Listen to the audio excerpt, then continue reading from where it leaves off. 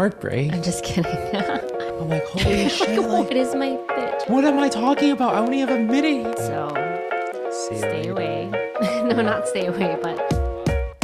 All right, cool. Hello, friends. Welcome back to another episode of Two Kids and a Startup. My name is Wilson. I'm Cass. And today we're going to be diving into our post-event debrief. Yep.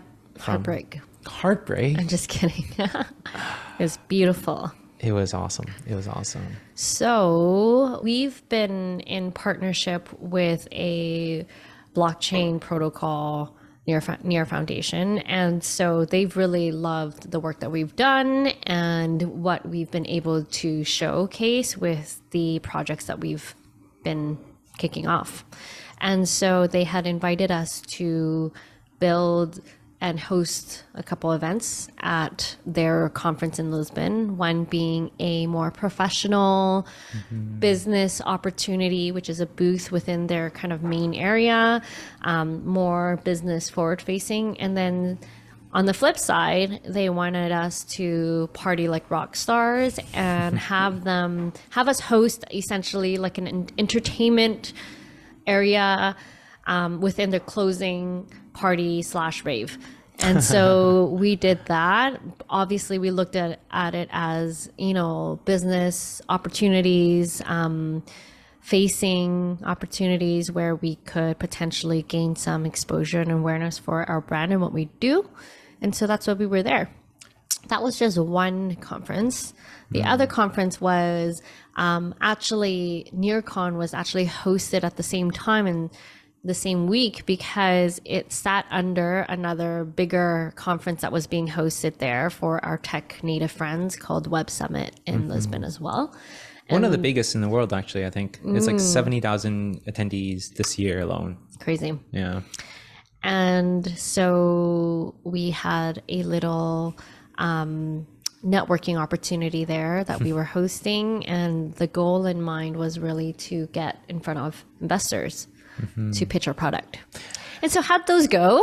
Oh, geez. You know what? Never had I thought we would be back to Lisbon. We went 5 years ago, me and you. Oh, yeah. Yeah, right? And it was like fun, but we're like, okay, you know what? Lisbon, we don't need to come back again. Fine, truth. Pretty true, right? Like, I mean, it's beautiful. It's architecture, it's castles, it's beautiful and everything. But really, it's the same food over and over again. So, I mean, like, we don't need to go back. But this time going back was so surreal because I'm like, wow, we're back for business, which is so cool. Never had I thought about that. The events were, I would say, if I were to put a kind of recap on this entire 2 weeks of kind of stint that we had with multiple different activations, speaking engagement and whatnot, it was, it's extremely difficult. Extremely difficult. What was so difficult about it? So because we're hosting a few different activations, we had to send a lot of our equipment and merchandise from Vancouver to Lisbon. And so then that way we can have the stuff ready and prepare everything, all the prints and whatnot. So a lot of logistical items that we need to be able to prepare for our events. Not only that, we also need to prepare for my speaking engagement, which I was preparing a brand new speech about how to gain traction when building products. And so that was a very different type of speaking engagement that I have done. Very, very, I would say, more action driven and very value driven as well. So it requires a lot more work into developing that speech. And then also the networking aspect of making sure that I reach out to investors, establish relationships in advance of the event. So then that way, when we're there, we would be able to have people that go to our events. And so I think like ultimately there's like 3 big buckets that we had to do. Aside from that, also making sure our tech works, making sure that the branding and whatnot, and flying the team there, accommodation, and yeah, so that's the big And also, bucket. let's preface that we only knew about this 4 weeks before the event, or we really just started planning this 4 weeks. Yeah, 4 weeks, because it really came from the VIP event that we hosted during the summertime in September, and we killed it. Those guys flew in, checked it out. They really loved us, and once again, that's the reason why they invited us over, gave us title sponsor and everything. It's an incredible opportunity. But with 4 weeks of planning, that was like really back to back every single day. What's interesting about this is how business development is such a long-term nurturing play, right? Like for us to even get this opportunity within the event, there's so much like little nurturing moments around building a relationship and a connection. Truly, will you get a buy-in from someone to push you instead of someone else? What a great point. What a great point. I think that's why we're good at what we do, is because we're always quite, I would say, long-sighted. Is that a word? Yeah, patient. Patient. Yeah. We know that. I'd say that's what you are good at doing. I don't have that patience. I'm like, let's get shit done. You'll just tell me black and white and let's go. Get it approved or not. Yeah, it's so different. And you're like, I need to talk to this person. I need to talk to that Massage it person. in, I'm going to go build invite that. this person for dinner. I'm like, gosh, you go eat your dinners, but get the business. But that's the reality, right? People do business with people, and if they don't like you, if they don't have buy-in, Totally. you don't have that. And also what I've noticed here is the difference between Americans and versus a Canadian, like that opportunity and exposure and awareness to make things go across the dinner table is just so much more magnified and okay. And that's just kind of the nature versus in Canada, I don't know where everyone is. Well, mind you, like, this is even a much bigger gap when you're doing business in Asia, right? That is way more relationship because then you driven. need to drink your livers to death Man, that's to get the business. I have plenty of that. Yeah. Plenty of that. But then that's really the reality of business, because if, like, you either choose to do business with two types of people, friends or people you don't know. So that's the reality. And on top of that, so that's a long rift of saying, be patient and put in the work, right? I think that's the number one thing, is like putting in the work to prove yourself before asking for a big contract, before asking for more things. Always be able to prove yourself. And I think that's kind of what we have always done, right? Always put the best foot forward. And I think that's why we're presented with this opportunity to build in Lisbon. And the crazy story, the difficult part was, let's start from the very beginning. While we were planning this, 2 weeks in, when all the designs, all the elements has been already completed, Ms. Chan here decided that we should do a complete pivot in terms of our concept, which I believed in 100% as well.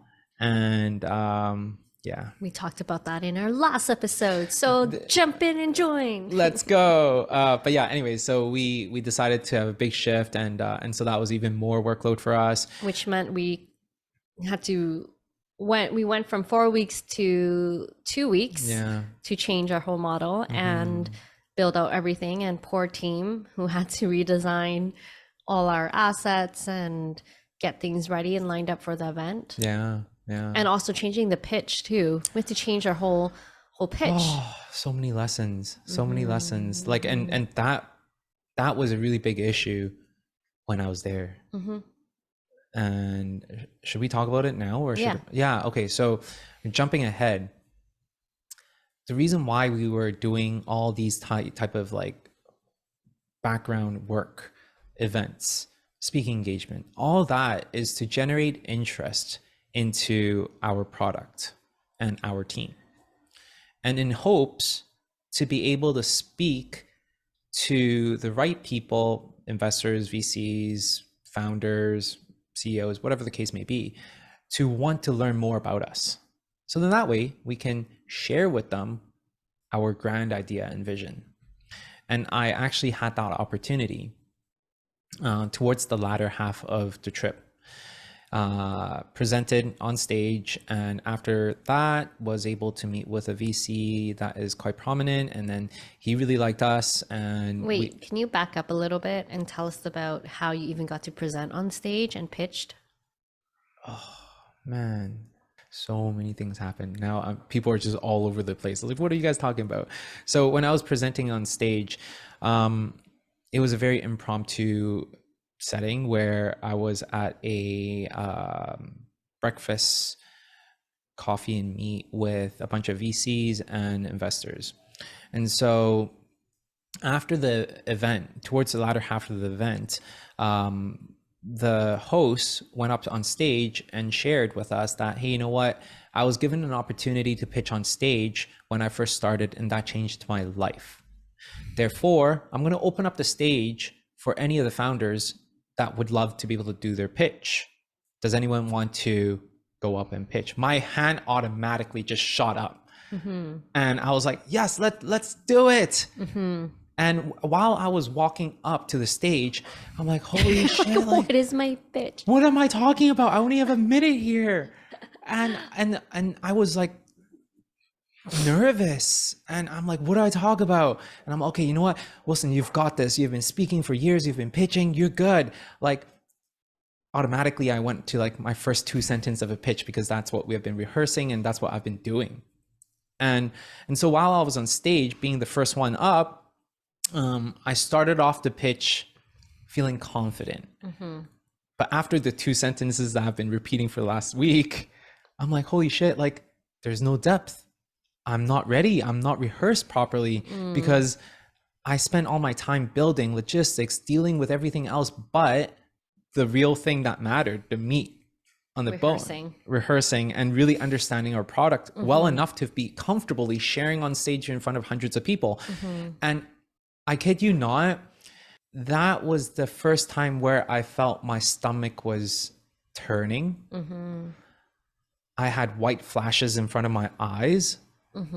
I felt like I was sweating bullets, and there was tears going down my eyes, like not literal, but like it felt like tears was going down my eyes, because that's how I felt. And I'm like, I haven't had this feeling for years and years, because the moment that I remember I associated with this feeling was my first time doing Toastmasters. That's how I felt, like blanking out on stage, like, oh man, like it was so bad. Do you think it is more like talking on stage suddenly without the preparation? Or was it that you didn't know your product enough? Both. Usually when I speak on stage, I always prep myself. I always kind of walk up to stage, kind of feel the environment, and I kind of mentally go through multiple laps. And I think if I knew the product well enough, I would have the confidence and the muscle memory to be able to regurgitate. I had none of those. And when I walked off stage, I just wanted to find a hole. I just buried my head in there. And funny enough, our beautiful BD guy, V Chan, tapped me on the shoulder. He's like, good job, Wilson, good job. But next time, why don't we spend some time rehearsing? I think you've got this, but we'll practice more next time. I'm like, oh my goodness, that was horrible. And I felt so bad. But hey, you know what? I took my shot. I'm proud of that. I'm proud of you for that. Yeah. Not everyone is willing to not think and raise their hand to speak on stage, to pitch. You didn't even get a chance. Like, that's how opportunistic you are. You didn't even get a chance, and you're like, what am I pitching for? Okay, here, let's go. It was all within, like, I kid you not, it was all within 2 minutes. From putting up the offer to being on stage and pitching was all within 2 minutes. So that was a funny moment, and moment for me. Nonetheless, after that, I was able to connect with some VCs that was like, hey, you know what, let's chat more. And to the point of not being prepared and not really focusing on the meat, which is the product, we had a 2-hour lunch. And I had the opportunity to show him the deck, and he basically poked so many holes into the deck. And the moment that when someone asks you a question you have no answer for, one time is okay, but two times, then you know you really messed up. And then three times, and everything just crumbles downwards, and your confidence level goes down, and you can't really do your Save thing. it. You Yeah. can't save it. It is what it is. It's like right? a unspoken, you're not gonna get it. Yeah, you're just not ready, right? It's just like you're just not. The thing is, just you're just not ready, right? And the biggest thing when it comes down to fundraising, or even not just fundraising, anything that you want to be able to do, you just got to be ready and put in the work, do the homework, and so then that way, when you're truly given the opportunity that you've always wanted and that you're fighting for, you're good to shine, right? And I think a lot of people, they feel like that they're not lucky enough to get opportunities, and that they never get opportunities. The funny thing in the world is, like, you can always create your own luck as long as you put yourself out there. Just keep going to the multiple different events and whatever the case may be. But the biggest thing is, if you're given the opportunity and you butcher it, that's the worst feeling, because That's on you. that's on you. That's exactly how I felt. Quite bad about it. No one else to blame. Yeah, that's the cask. That's one of the, a really big lesson that I've learned is the preparation piece. Yeah, that's towards the latter half of the event of the 14 days. That's how I felt. And mind you, that was after all the hardship already. Like, I was already in a pretty bottom, I would say. Mentally, I was really exhausted when that happened. And when that happened, it was like, was that rock bottom? No, that wasn't even rock bottom yet. It's kicking you when you're down. That was definitely kicking me when I was down. But why don't you share what happened in the beginning of the trip and what got you to this bottom pit? Bottom pit, mind you, it's bottom pit in terms of my mental state, not necessarily what has happened. I think, like, preparing for this trip or like multiple of these occasions, you always help me distinguish between the reality of what has happened with how I feel, right? And I think that there's a big discrepancy there. In the beginning of the trip, it was difficult already because the shipment that we sent a week and a half ago was still in customs.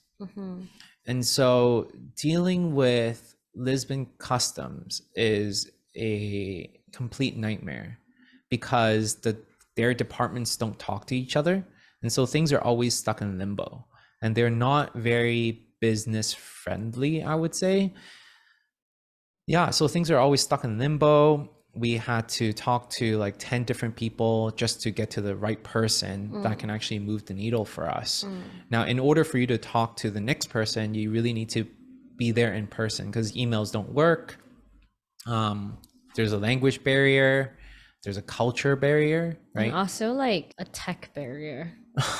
Or not even a tech barrier, I don't even know how to say it. Like, it feels a bit older. Oh, so much older. They don't. I don't know if I'm generalizing, but I wouldn't say all of Europe, but I would right, say like a big part. certain countries, and Portugal was a bit more behind in its ways. And like the culture of people just taking it slowly and just like siestas, taking the naps, you know. That's in Spain, dude. Okay, cool. That's what I'm saying. Anyways, so then the culture is more enjoying life and kind of thing, and so they don't like to push the agenda too much. Like, as long as you're in their face, they'll move the ball for you, and if sure, we'll do it for you. But so lots of logistical issues from the fact that they think that we are importing casino games because of how we reported our packing list, because we were importing carnival games, right? And so then we identified it as bucketed games. And so then they're like, oh, we need to get the gambling commission to come and have a look. And I'm like, really? Like, what's going on? What were they gonna do? Look into your shipment? Yeah, they did. Oh, They did. They opened it. They opened it. Yeah. So many times, not even just once, so many times, because of different departments, right? Right. And then they were saying first of all, we didn't have the VAT number, Right. which is required. And then we're like, well, how the hell do we get a VAT number? We don't have a business in Lisbon. Yeah. Like, how are we going to be able to import stuff? And then went back and forth because they said that we don't need it to begin with, but then the actual customs office says that we need it. FedEx says we don't need it, this and that. And just, it was a fight between FedEx and the customs, and then looped us in, and we can't talk to customs ourselves. And then finally we got someone to actually lend us their VAT number so we can actually process this whole thing. At one point we had to like adjust our invoice like 5 times on the road, which is kind of silly. Like, literally their customs agent was like, can you adjust it to this VAT number, because this VAT number doesn't work. And we were just adjusting and cycling through VAT numbers on our invoices directed by the customs. And we're like, this does make no sense whatsoever. And mind you, we're on the road the entire time when we were there. Yeah, so that was a complete nightmare. We ended up having to get to the director of customs, which, because we knew someone in Lisbon, that we were able to get an expedited approval. Now, at the same time, because it was given out so fast, it flagged the internal systems thinking that it was fraud. So the people on the ground, they wouldn't release the shipment to us because of this entire issue. So anyways, long story short, we didn't get our shipment until the day of the event. Yeah. And by the way, our shipment that we packed up is still in Lisbon right now because of the same logistical error. Are you forgoing it? Man, it's like $9,000 worth of stuff. Where? So who's? It's in some random warehouse. Oh my God. It's so silly. This entire situation has just been a complete nightmare. And the worst thing is, dealing with vendors in Lisbon sucks because everyone needs you to wire them money. Oh yeah. They don't collect cash. They don't collect Visa, credit cards whatsoever. It's all bank transfers. Who does bank transfers nowadays? Lisbon. And so that was a really big issue for us because I can't bank transfer the guy right across from me right now. And then they're like, I can't do work for you unless you do. Like, it just doesn't make sense. So we ended up going with plan B.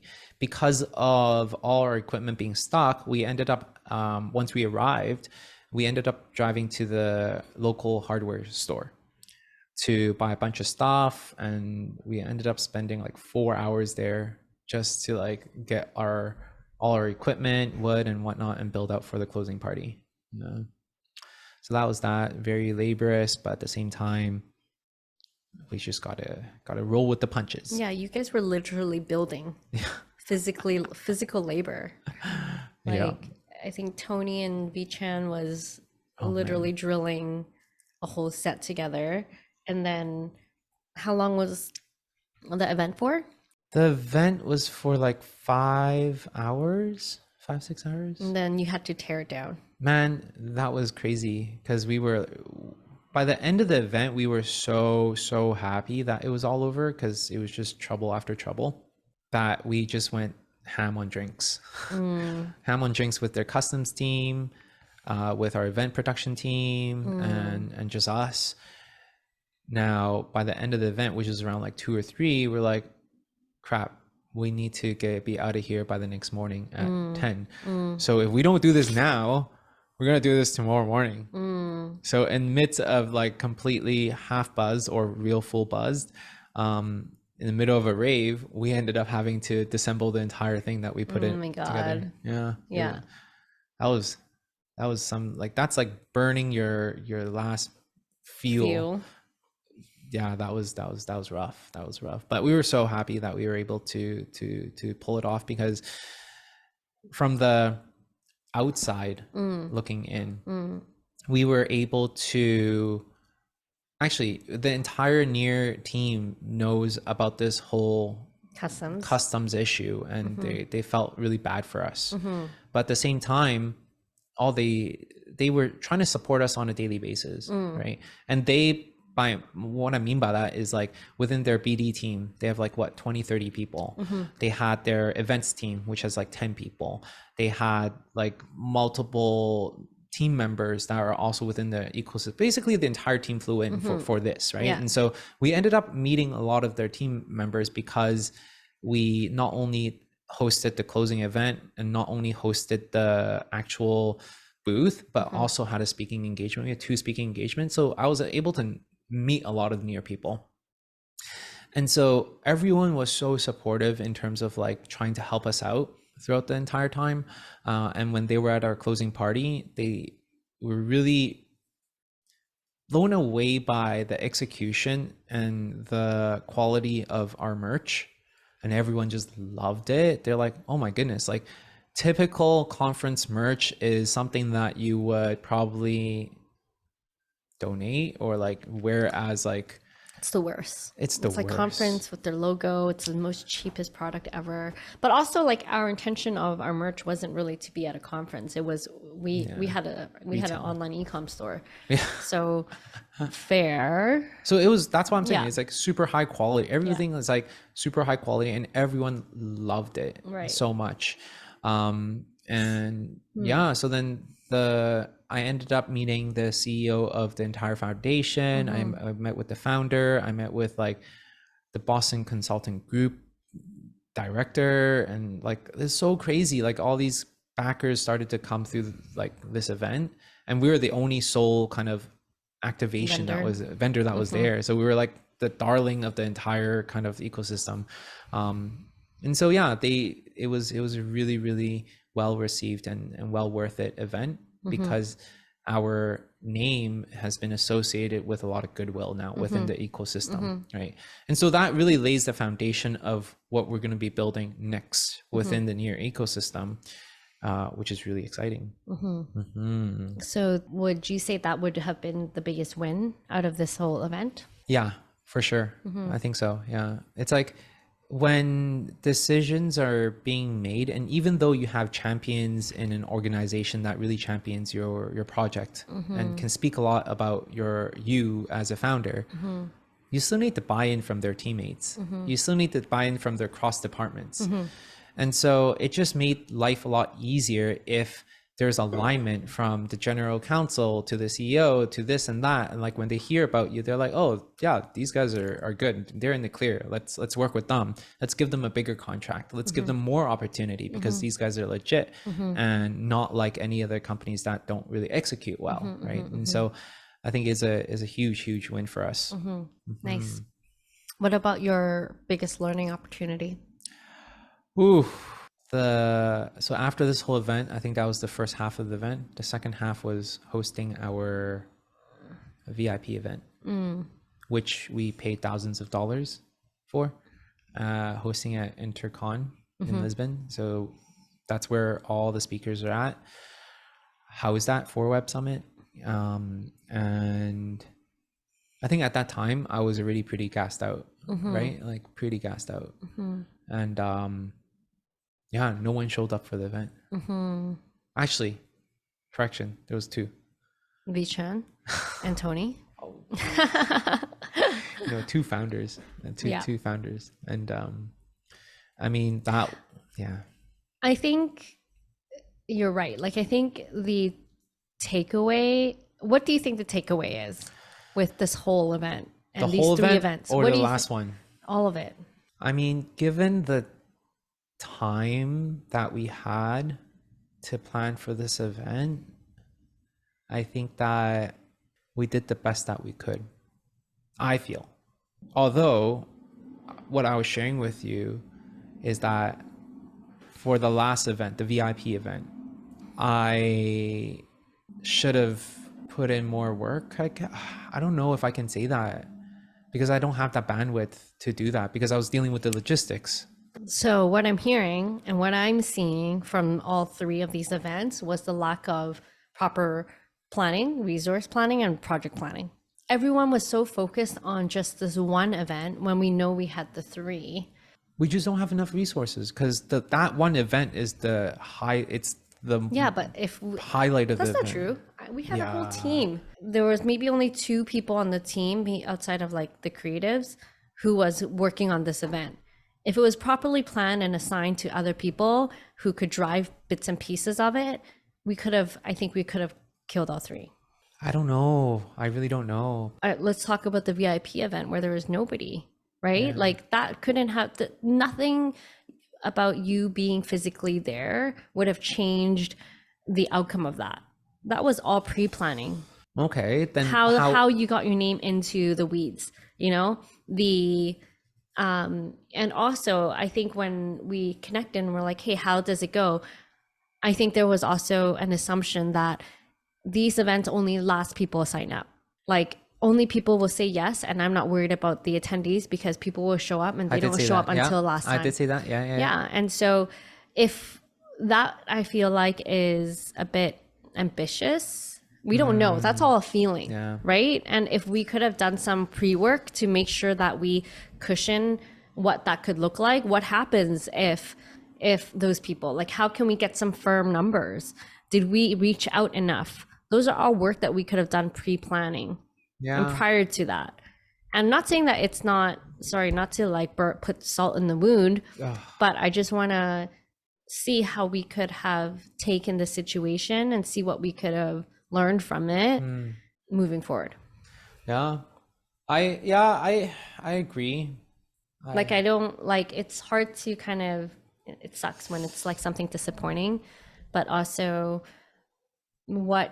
how can we turn it around so we learn from it? I agree with you, and I think it's something that I feel like we must face head on.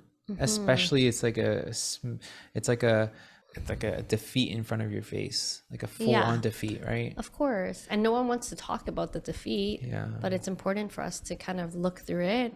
Yeah. Well, the on that note, we had a videographer there supposedly to capture all the highlights and everything. And so we ended up shifting courses. I'm like, hey, you know what? Since no one's here, perfect time for us to spin it off as more of a learning opportunity to showcase to people like, hey, you know what? How can you learn from, spending thousands of dollars, multiple different hours into this, but yet no one shows up? Like, where's the learning opportunity?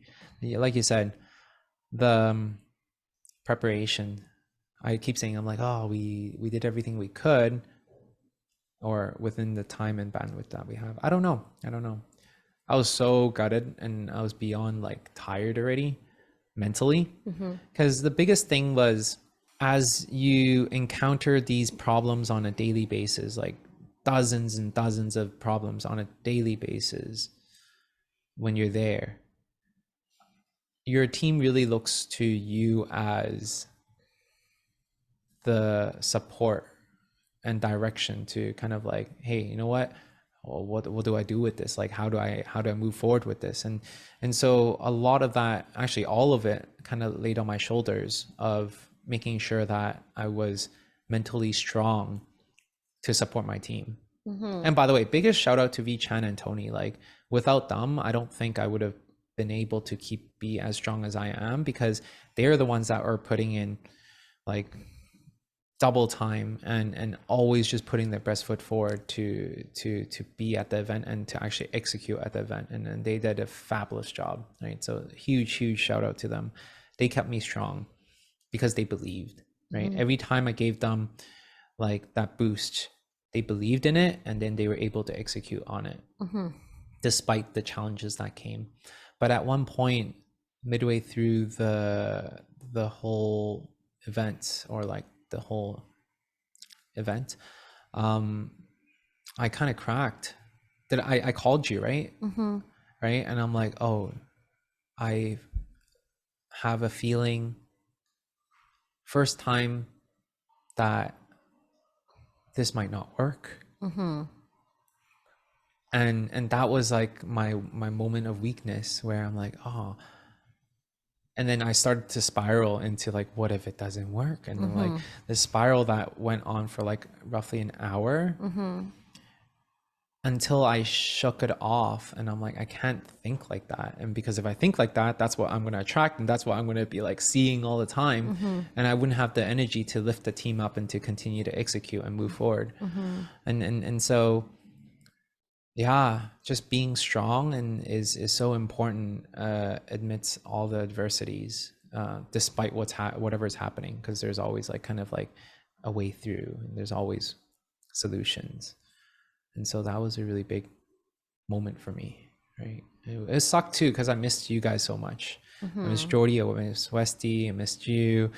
And in the middle of all these logistical issues and us hosting event, I still need to go out and network. I still need to know my product. I still need to learn my product and just be able to sell with utmost confidence on that vision. And so when you put everything together, it was just so confusing for me on a daily basis of like, what's my focus? What do I need to do? So that was a really, really big thing for me. But yeah, I'm glad that we pulled it off. I think all in all, it was a really big net positive for us. Net positive for sure. So that was that. And then after coming back from that trip, I was hopeful and was really looking forward to be welcomed in open arms by Jordy and Westy. It's like, oh my God, Daddy, I love you. Daddy, I miss you. But guess what? I walk into the house and they just didn't care. They were just doing their own thing, crying, and just like, I just walked upstairs. They just ignored me, and I went upstairs, took a shower, and came back down. The world still moved on. God damn. But it was nice. It was nice to be able to see them, and right after, we went on a trip together. Me and Cass, Flo and Gary, on a different trip. After like just 2 days of touching down in Vancouver. It was fun. It was fun. It's a good time to break away after 2 weeks of crazy work and 2 weeks of kids single parenting. Please. But it was a great holiday for us to recuperate and re-energize. Now, tell me about your 2 weeks of single parenthood. It was a lot. But you know what? Actually, I lied. It is a lot, but it almost made it easier without you here, to be honest. I kept telling you that because I knew I just needed to get it done. I couldn't rely on anyone else. No one there was like, I couldn't say, hey, you help this Weston get shower while I do this. I'm like, there's no option. It's just me. So I just needed to, make it a military exercise and just go and cook food, And I tried to do a lot of pre-planning to make it work. So meal prepping a lot of food, snacks, and almost to a point where I think on a Sunday or Monday, not only was I able to like meal prep food, I made myself lunch, like a healthy lunch, made myself dinner, made maybe even cupcakes for them or some muffins for them. Like it was ridiculous the amount of stuff I was able to get through without you in the house.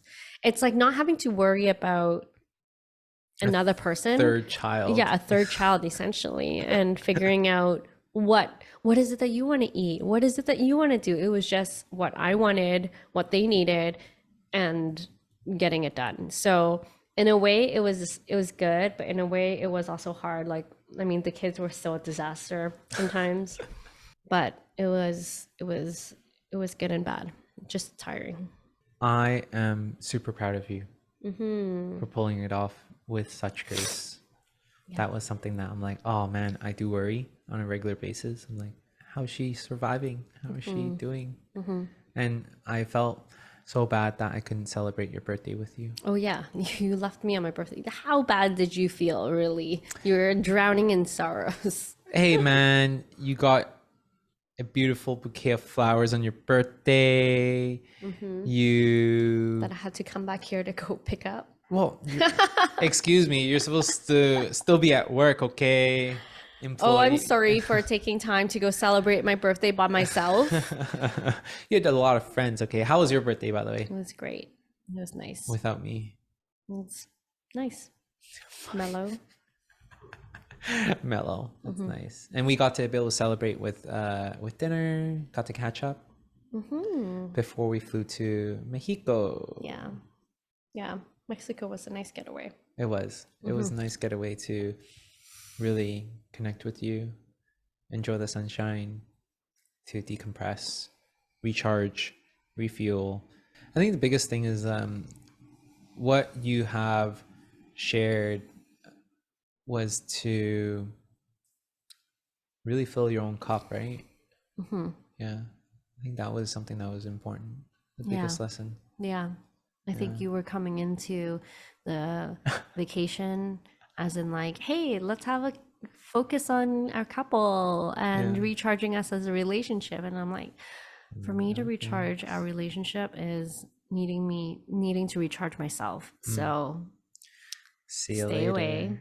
No, not stay away, but let me recharge myself in my own way so I could Be the best you. be the best you for us. You know, that's a really big thing. And I think because there was a moment of expectation because like Cass was saying, I wanted to connect with us as a couple, but you needed to connect with yourself. And after we talked about that to level set the expectations, it felt great afterwards because I'm like, okay, you know what? I'd love to give you your space. There's nothing, I didn't take it personal.